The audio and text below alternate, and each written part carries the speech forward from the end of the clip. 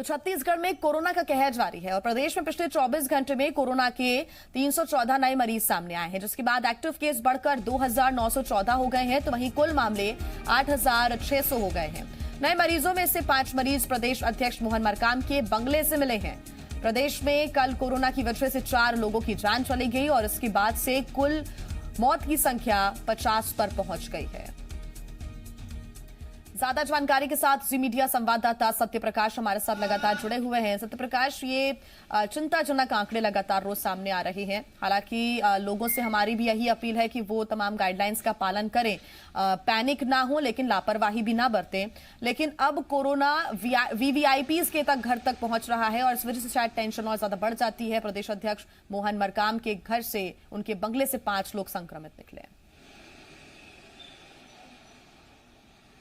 बिल्कुल, देखिए, लेकिन इसमें मोहन मरकाम के घर से जैसे ही 5 लोग जब उनके बंगले से कोरोना पॉजिटिव आए, जिसमें उनके संबंधी भी हैं, साथ में बंगले पे काम करने वाले कर्मचारी भी हैं, तो उसके बाद उन्होंने भी जांच कराया अपना, और देर शाम जो नतीजे आए हैं उसके मुताबिक कांग्रेस के प्रदेश अध्यक्ष मोहन मरकाम का कोरोना टेस्ट नेगेटिव आया है। तो ये कम से कम मोहन मरकाम के लिए, चूंकि वो परिवार के लोगों के साथ, वो उन्हीं कर्मचारियों के बीच रह रहे थे, तो उनके लिए एक सुखद बात है। साथ साथ उनके जो सहायक हैं, उनका भी कोरोना जांच जो है वो निगेटिव आया है। दूसरी तरफ अगर हम कहें तो इस बात से इनकार नहीं किया जा सकता है कि जो कोरोना वॉरियर्स हैं और जो वीवीआईपी हैं, वो जरूर कोरोना संक्रमण के लिहाज से थोड़े से ज्यादा जो है वो सामने कहीं ना कहीं दिखाई देते हैं, क्योंकि तमाम जो राजनीतिक गतिविधियां हैं, चाहे बीजेपी की बात करें, कांग्रेस की बात करें, दूसरे दलों की बात करें, वो लगभग जारी है। हालांकि ये जरूर है कि ज्यादातर वर्चुअल प्लेटफॉर्म पे, सोशल मीडिया प्लेटफॉर्म पे बड़े कार्यक्रम हो रहे हैं, लेकिन कई सारे ऐसे कार्यक्रम भी हुए हैं, चाहे बीजेपी के हो या कांग्रेस के हो, जो कार्यक्रम ऑफलाइन भी हुआ है। और वैसे में जो है वो कई दफा ऐसा होता है कि फिजिकल डिस्टेंस का पालन होता हुआ नहीं भी दिखता है, और इसलिए संभावना ज्यादा जताई जाती है कि जिस तरह से कोरोना का संक्रमण बढ़ रहा है,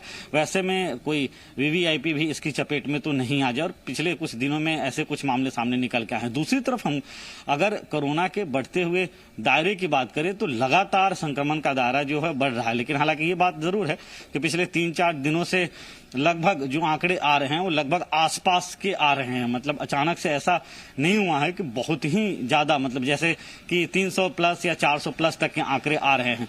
लेकिन देखिए, 400 प्लस के आंकड़े आए थे 2 दिन पहले, लेकिन उसके बाद फिर अभी पिछले 24 घंटे का जो आंकड़ा है वो 300 प्लस का है।